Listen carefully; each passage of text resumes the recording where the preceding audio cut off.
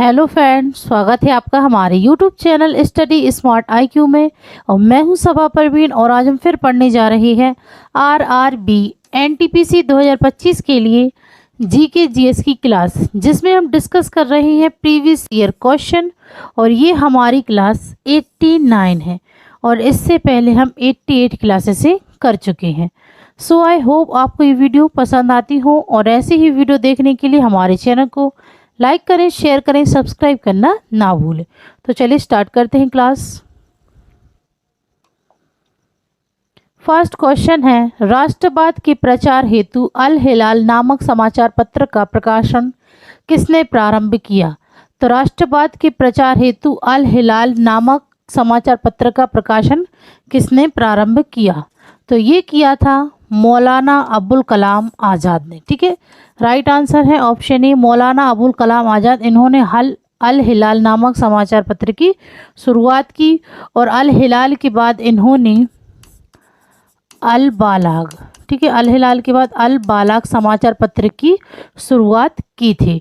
और मौलाना अबुल कलाम आज़ाद के बारे में बात करें तो यह आईएनसी के सबसे कम उम्र के युवा अध्यक्ष थे। ठीक है ना, सबसे कम उम्र के अध्यक्ष थे ये आईएनसी के। ठीक है, ये कब बने थे? तो ये बने थे 1923 में दिल्ली स्पेशल सेशन में।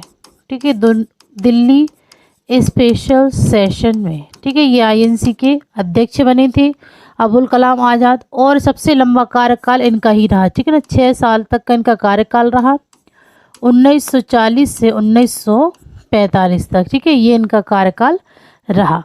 फिर अब हम बात करें महात्मा गांधी की, तो महात्मा गांधी इन्हें मोहनदास करमचंद गांधी के नाम से जाना जाता है। ठीक है, सॉरी, इनका पूरा नाम था मोहनदास करमचंद गांधी। ठीक है, ये इनका पूरा नाम था। और इन्हें महात्मा किसने कहा था? महात्मा गांधी को तो इन्हें महात्मा किसने कहा था? तो ये कहा था रविंद्रनाथ टैगोर ने। ठीक है, रविंद्रनाथ टैगोर ने इन्हें महात्मा कहा। फिर इन्हें बापू किसने कहा था? तो ये कहा था राजकुमार शुक्ला ने। ठीक है, राजकुमार शुक्ला ने इन्हें बापू कहा। फिर राष्ट्रपिता, तो राष्ट्रपिता इन्हें किसने कहा था? तो राष्ट्रपिता इन्हें कहा था सुभाष चंद्र बोस ने। सुभाष चंद्र बोस ने इन्हें राष्ट्रपिता कहा। और अर्धनग्न फकीर, अर्धनग्न फकीर ये किसने कहा था? तो ये कहा था विंस्टन चर्चिल ने। ठीक है, इन्हें अर्धनग्न फकीर कहा था। और इन्हें साबरमती का संत भी कहा जाता है। ठीक है ना, साबरमती का संत भी कहा जाता था महात्मा गांधी को। ठीक है, फिर बात करें इनकी पत्रिकाएं की। ठीक है ना, पत्रिकाएं, तो इन्होंने कौन कौन सी पत्रिकाएं चलाई थी? तो ये थी नवजीवन,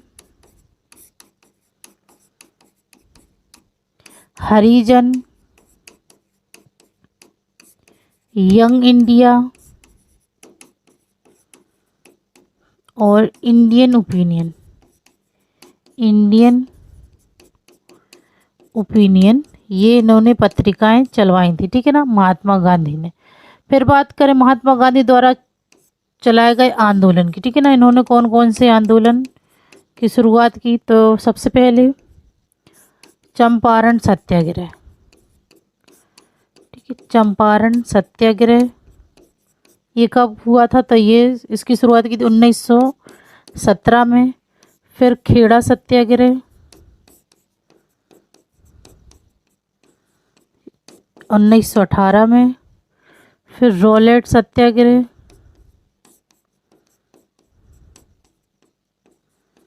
1919 में। फिर असहयोग आंदोलन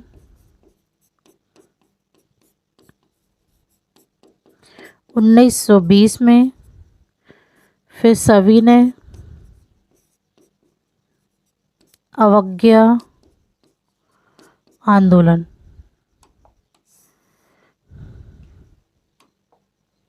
ठीक है। सविनय अवज्ञा आंदोलन, तो इसकी शुरुआत हुई थी 1930 में।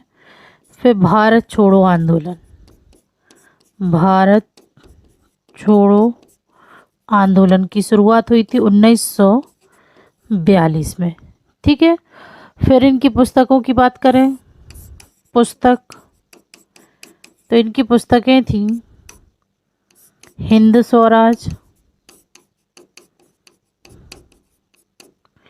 मेरे सपनों का भारत,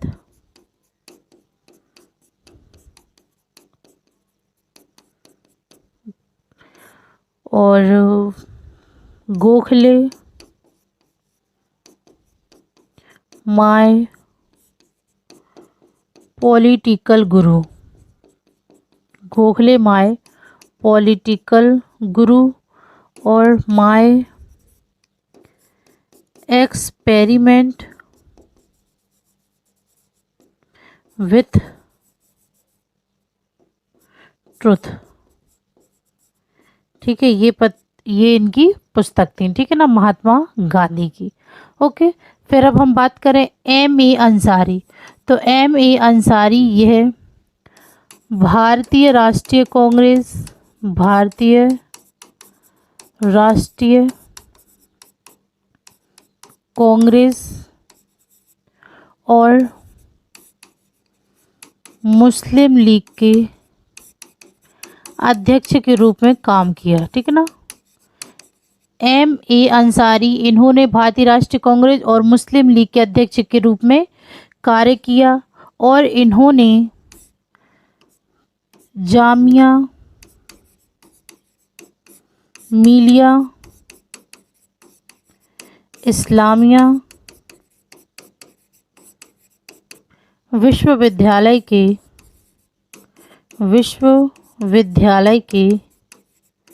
सह संस्थापक थे। ठीक है ना, सह संस्थापक थे M.A. अंसारी। ठीक है ना, जामिया मिलिया इस्लामिया विश्वविद्यालय के सह संस्थापक थे। ओके। फिर बात करें खान अब्दुल गफ्फार खान, तो खान अब्दुल गफ्फार खान, इन्हें बाचा खान,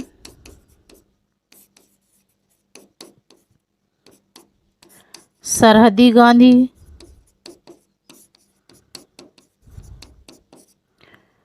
फ्रंटियर गांधी,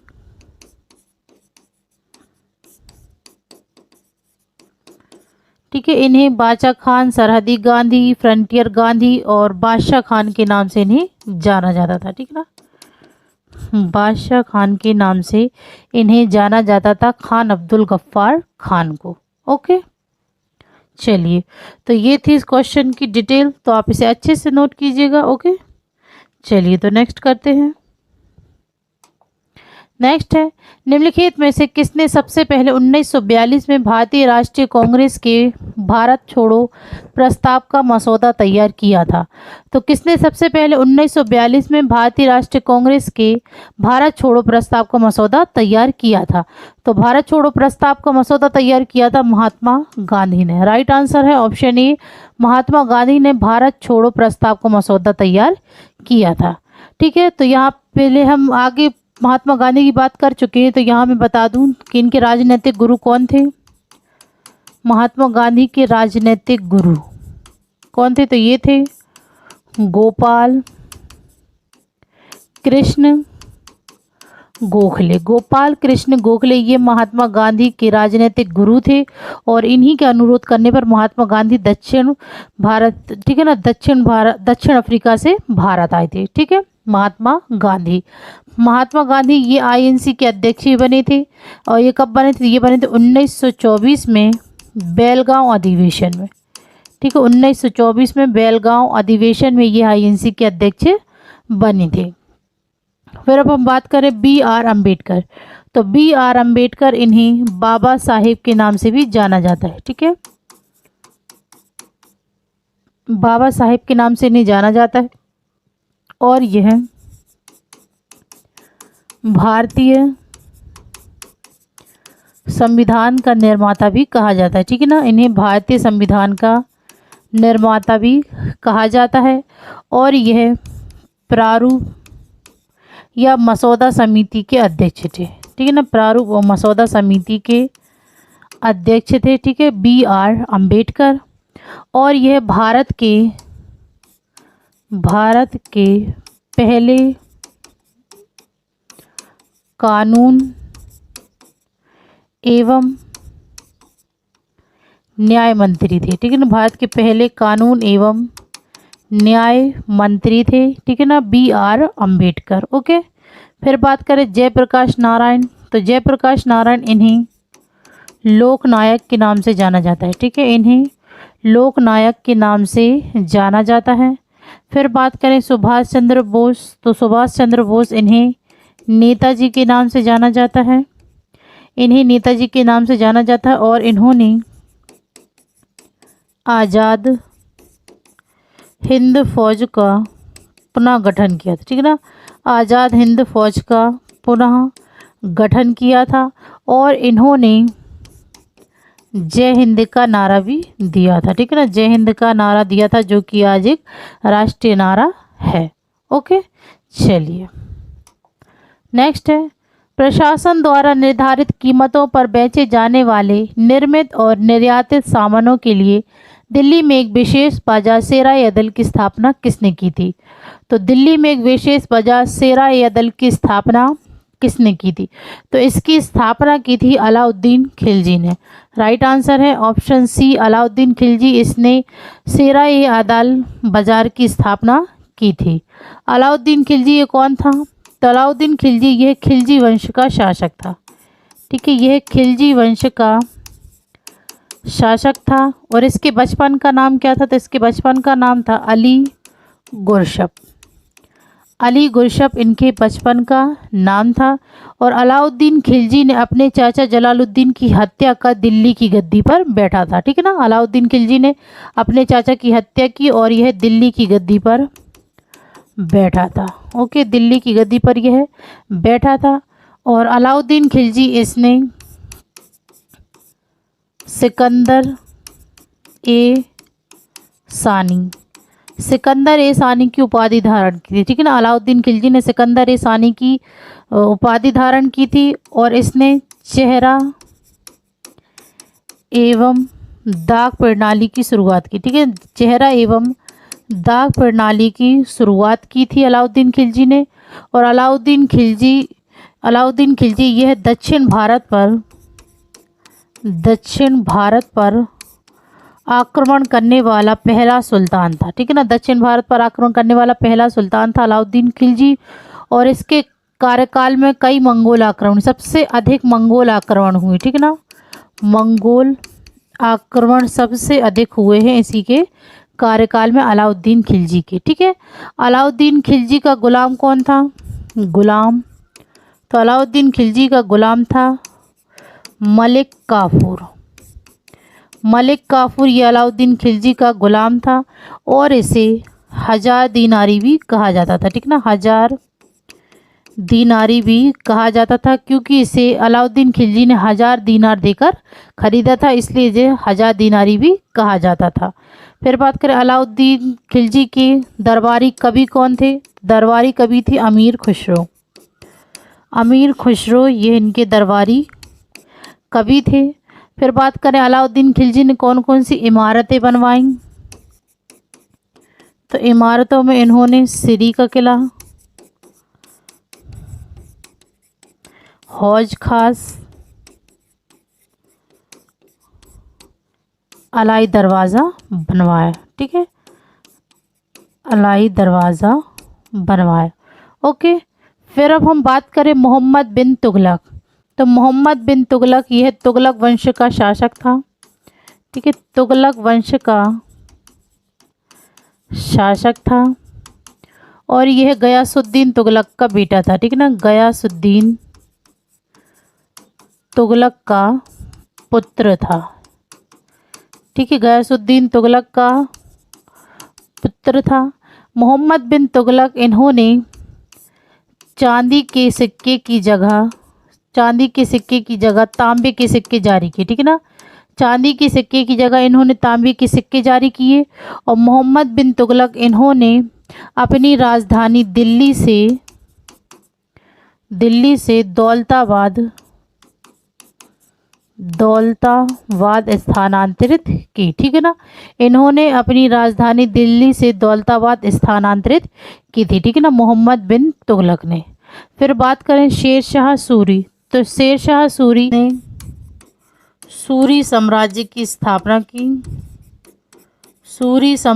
स्थापना की थी शेरशाह सूरी ने, और इन्होंने अपनी राजधानी सासाराम बिहार, ठीक है, इनकी राजधानी सासाराम बिहार में थी राजधानी।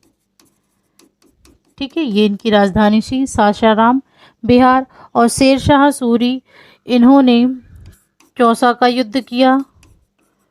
चौसा का युद्ध ये किया था 1539 में, और ये हुआ था शेरशाह सूरी वर्सेस हुमायूं। ठीक है, शेरशाह सूरी वर्सेस हुमायूं की भी।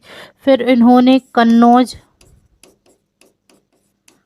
बिलग्राम का युद्ध किया। ठीक है, कन्नौज बिलग्राम का युद्ध किया, ये हुआ था 1540 में, और ये भी शेरशाह वर्सेस हुमायूं के बीच हुआ था, और इन दोनों युद्धों में शेरशाह सूरी की ही जीत हुई थी। ओके, फिर बात करें अब हम कुतुबुद्दीन मुबारक शाह। ठीक है, कुतुबुद्दीन मुबारक शाह यह खिलजी वंश का अंतिम शासक था। ठीक है, ये खिलजी वंश का अंतिम शासक था कुतुबुद्दीन मुबारक शाह।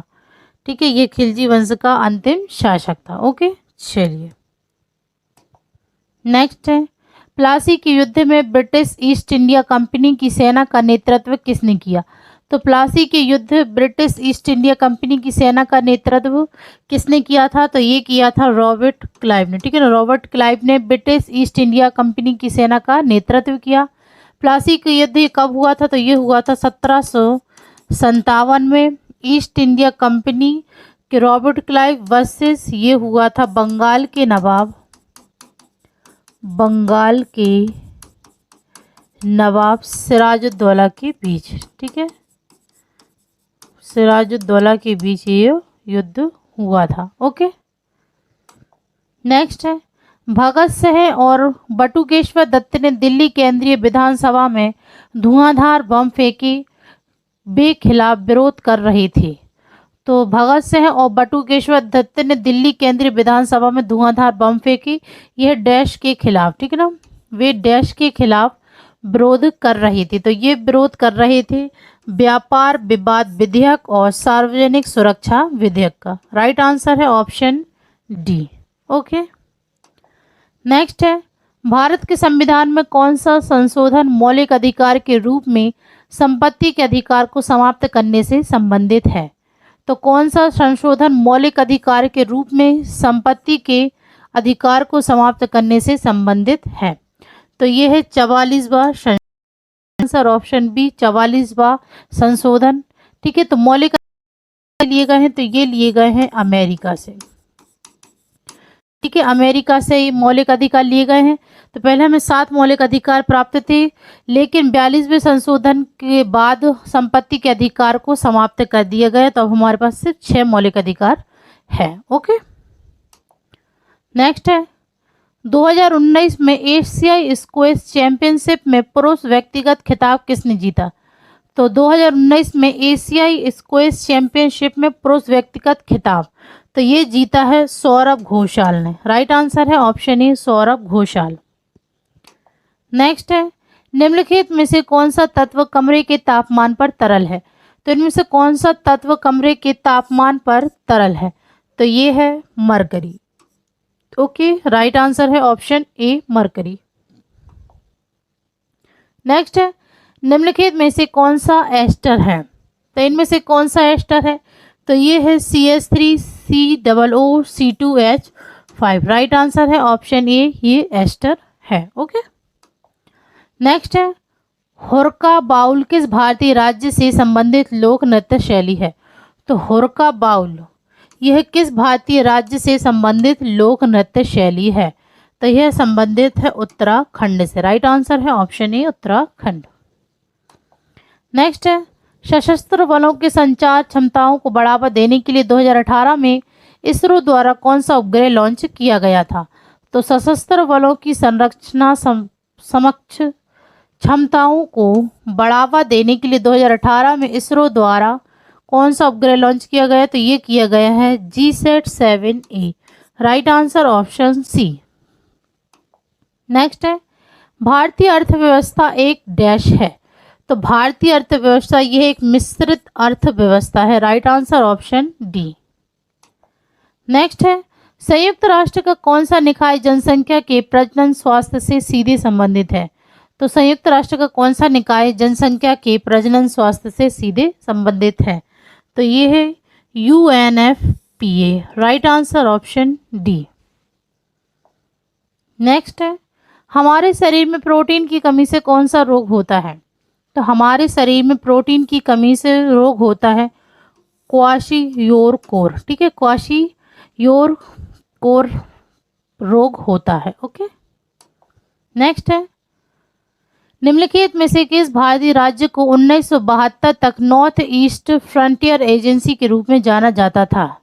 तो किस भारतीय राज्य को 1972 तक नॉर्थ ईस्ट फ्रंटियर एजेंसी के रूप में जाना जाता था? तो यह जाना जाता था अरुणाचल प्रदेश को। Right answer option B.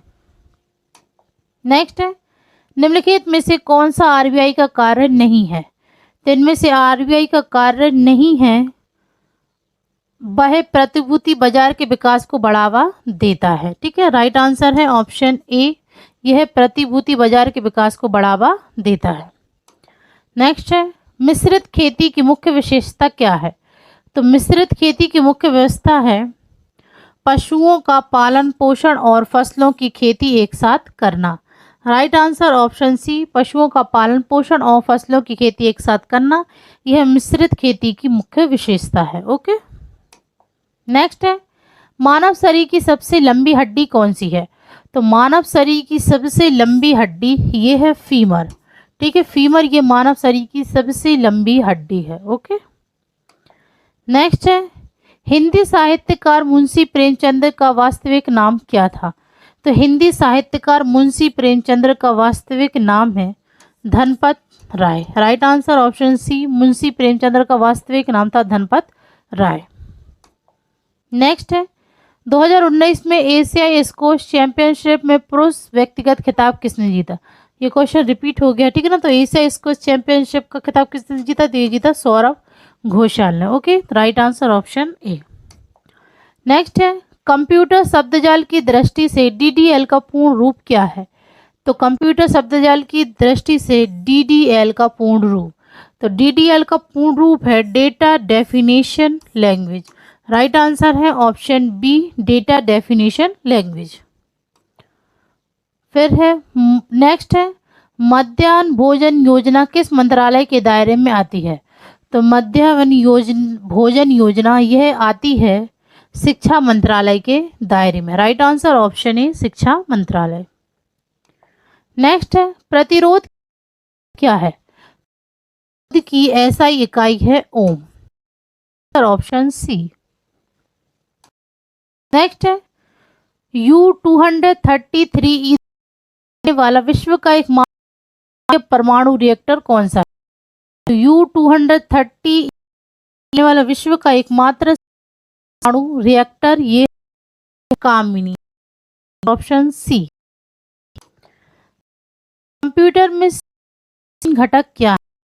Computer में CPU के 3 कंट्रोल यूनिट, मेमोरी।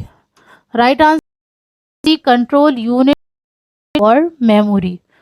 तो ये थी आज की RBI NTPC 2025 की GK GS की क्लास। I hope